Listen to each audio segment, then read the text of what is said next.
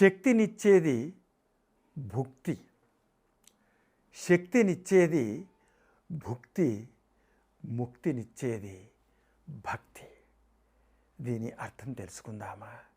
మనిషికి శక్తి రావాలంటే భుక్తి కావాలి.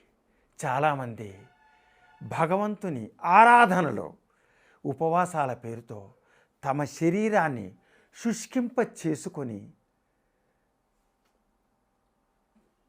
ఎన్నో అవస్థలు పడుతున్న సంగతి మనం చూస్తూనే ఉన్నాం. భగవంతుడు ఉపవాసము అంటే అర్థం తెలుసా?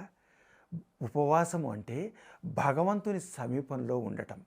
భగవంతుని యొక్క సమీపంలో ఉండటం అంటే అతని ఆరాధన చేయటం. అంతేగాని ఇలా తమ శరీరాల్ని శుష్కింప చేసుకొని ఇబ్బంది పెట్టి భగవంతుని భక్తి పాటించమని ఎక్కడా చెప్పలేదు. అది మనం గ్రహించాలి. అట్లాగే ముక్తినిచ్చేది భక్తి. ఒక పరీక్షతో ఇక 7 రోజుల్లో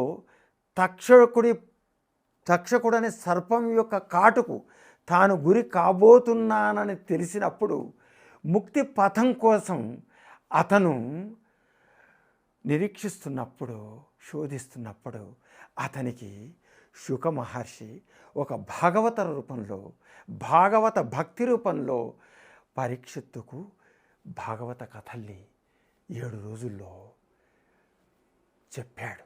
అంటే భాగవతం అంటే ఏమిటి? భాగవతము అంటే భక్తి, జ్ఞాన, వైరాగ్య, తత్వం, ఈ వాటిని తెలుసుకోగలిగినప్పుడు చివరికి ముక్తి భాగవతము. కాబట్టి ఆ భక్తితో ప్రారంభమై చివరికి ముక్తినిచ్చే ఆ భగవత ప్రబోధాన్ని శుక మహర్షి పరీక్షిత్తు బోధించాడు. కాబట్టి మనం కూడా మోక్షానికి చేరుకోవాలంటే మనం భక్తి అనే సోపానం గుండా ముందుకు వెళ్ళాల్సిన అవసరం ఉంటుంది. ధన్యవాదాలు. నమస్సులు.